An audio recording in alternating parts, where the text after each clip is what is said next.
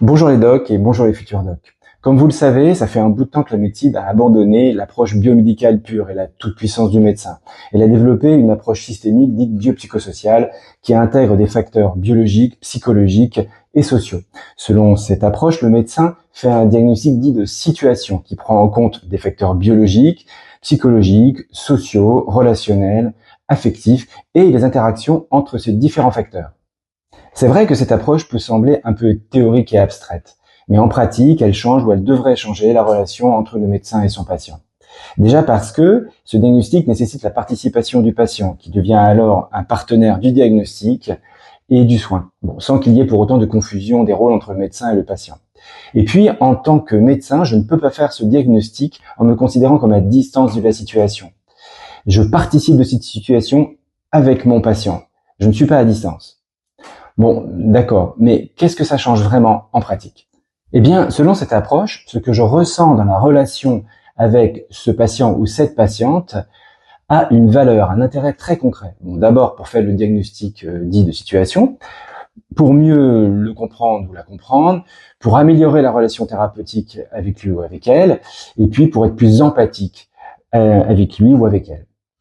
Et pourtant, en médecine, on nous apprend pas ou très peu à faire attention à ce que l'on ressent dans la relation avec les patients, à nos émotions.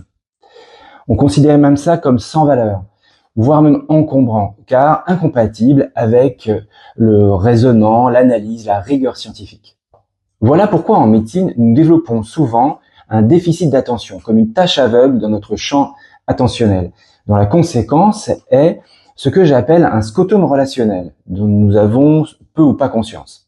Alors ce scotome relationnel concerne les dimensions affectives, émotionnelles et corporelles de l'empathie médicale. Il s'avère que nous nous y prêtons peu ou très peu attention.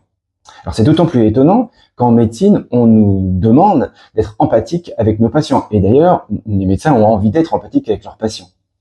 Alors ce scotome relationnel me semble recouvrir ce que l'on appelle l'intuition ou le sens clinique en médecine. Alors vous devez vous demander pourquoi j'utilise cette métaphore médicale du scotome pour parler du déficit d'attention à ce que nous ressentons dans la relation médecin-patient. Eh bien parce que vous êtes des futurs médecins ou des médecins et que vous savez qu'au niveau de la rétine, nous avons cette petite tache aveugle qui correspond à la zone par où passent les fibres du nerf optique. Alors, cette tache aveugle est responsable d'un scotome physiologique qui est une petite lacune dans notre champ visuel. Et ce scotome a ceci de très particulier qu'on ne s'en rend pas compte. Eh bien, c'est un petit peu la même chose en médecine avec ce manque d'attention à ce que nous ressentons dans la relation médecin-patient. C'est une lacune dont nous n'avons pas conscience, que nous ne questionnons pas et qui devient une sorte de normalité. Exactement comme un scotome.